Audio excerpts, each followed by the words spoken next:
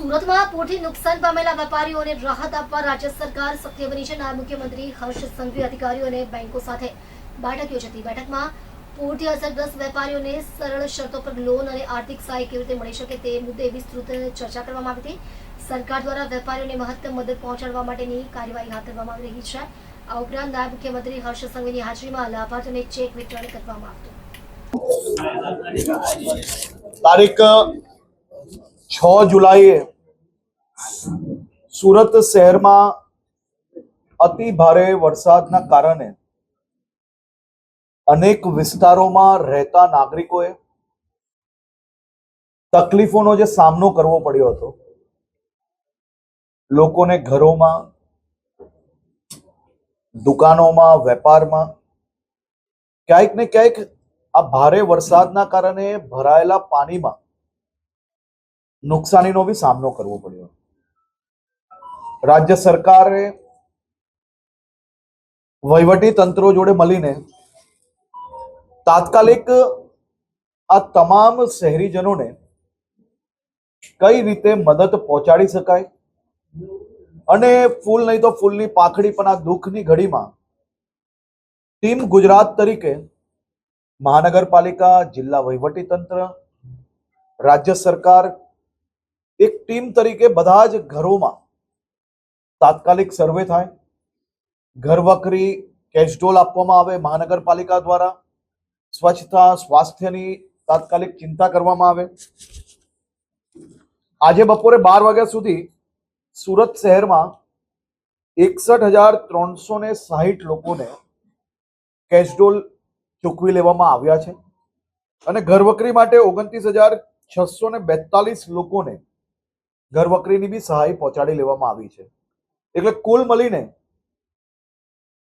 આજ સુધીનું ગણીએ તો 20 કરોડ રૂપિયા જેટલા ઘરવખરી અને કેશડોલની અંદર ચૂકવી લેવામાં આવ્યા છે લોકોને।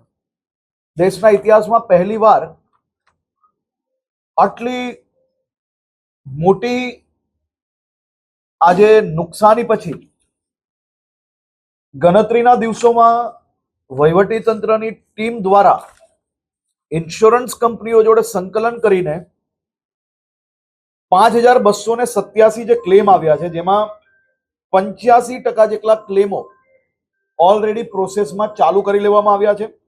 22 જેટલી કંપનીઓ આમાં ક્લેમ બધાના જલ્દી ક્લિયર થાય તે માટે આજે સંકલનની બેઠક બી રાખવામાં આવી હતી અને આજે 29 કરોડ રૂપિયાની રકમના ક્લેમ લોકોના પાસ કરીને એમને ચેક આપવાની બી કામગીરી પૂર્ણ કરવામાં આવી છે।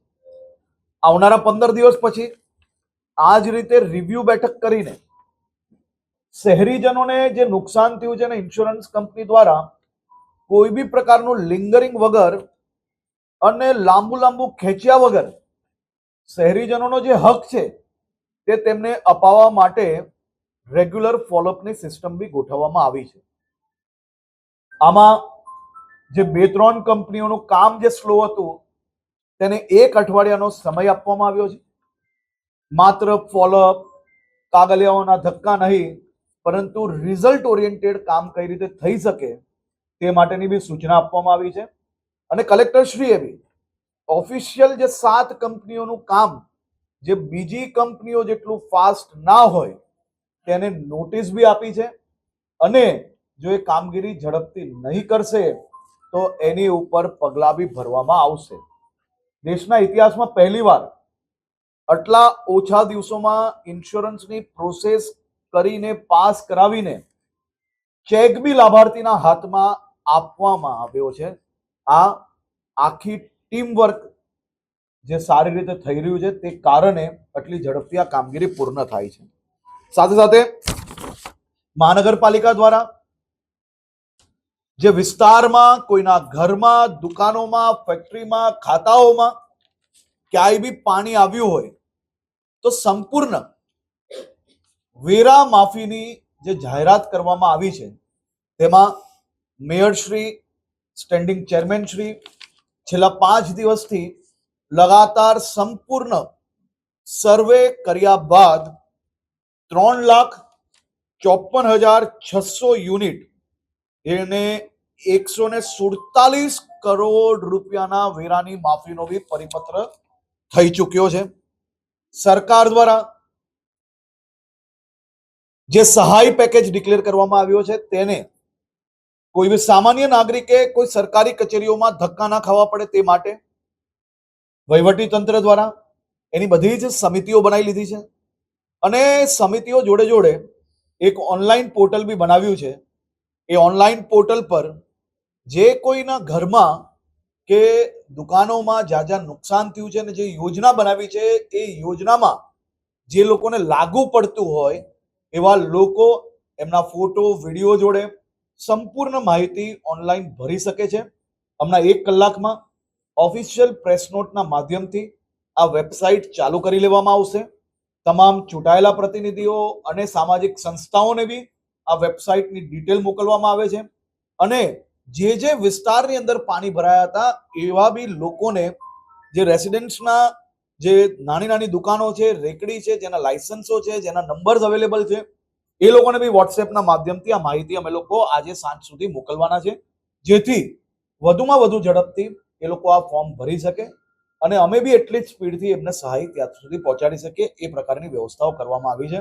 આજે મારા તમામ સાથી ધારાસભ્યો જે પોતપોતાના વિસ્તારની અંદર કેસ્ટ્રોલ હોય, ઘરવકરી હોય અને જેના જરા વિસ્તારની અંદર હજી બી નાનું મોટું ક્યાંય બી બાકી રહ્યું હોય, આ તમામ જનપ્રતિનિધિઓ, સાંસદ શ્રી અને મેયર અને સ્ટેન્ડિંગ ચેરમેન શ્રી બધા જ લોકો એમને જે કઈ માહિતી મળી હોય કે કોઈ બી કમ્પ્લેન મળી હોય કે કોઈ બી નાનો મોટો વિસ્તાર કે કોઈ બી સોસાયટી હજી બી રહી ગઈ હોય તો ઘરવકરી અને કેશડોલ એને ઘરે ઘર સુધી પહોંચાડવાનો આપણે નિર્ણય લેવામાં આવ્યો છે.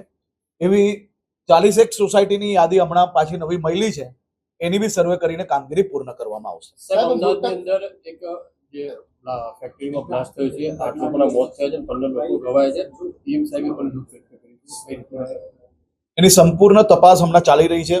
જેસીપી ઝોન 2 અમદાવાદ, હું આવતા પહેલા જ એમની જોડે ચર્ચા બી થઈ છે અને જે આ ફેક્ટરી ઇલીગલ ચલાવતા હતા એ એના પરિવારજનોને બી જે લોકો ત્યાં હતા હાજર એ લોકોને બી પકડવામાં આવ્યા છે અને એની સંપૂર્ણ માહિતી આના પછી મારી રિવ્યુ બેઠક છે એમાં લઈને તમને ઓફિશિયલ માહિતી આપવામાં આવશે. સાહેબ, રાત જે પૂરની કારણે કેટલા લોકોના મોત થયા છે તો એ લોકોની કોઈ રાહતની જાહેરાત કરવામાં આવી છે? એ તો કમ્પલસરી 4 લાખ રૂપિયાની આપણી જે સરકારના નિયમ પ્રમાણે અને તમામ લોકોના આમાં કેવું હોય છે કે કોઈ બી વ્યક્તિ અગર મૃત્યુ પામે છે તો ઘણીવાર એવું થાય છે કે પરિવારમાં કોણ એના લાભાર્થી, કોને આપવાના, એના માટે એની વારસાત ને એનું જે કામગીરી છે એ ચાલુ છે, પરંતુ મોટાભાગના જે મૃત્યુ પામેલા લોકો છે એમના ઘર ઘર સુધી પહોંચવાનું સરકારે કામગીરી ચાલુ કરી લીધી છે. આભાર.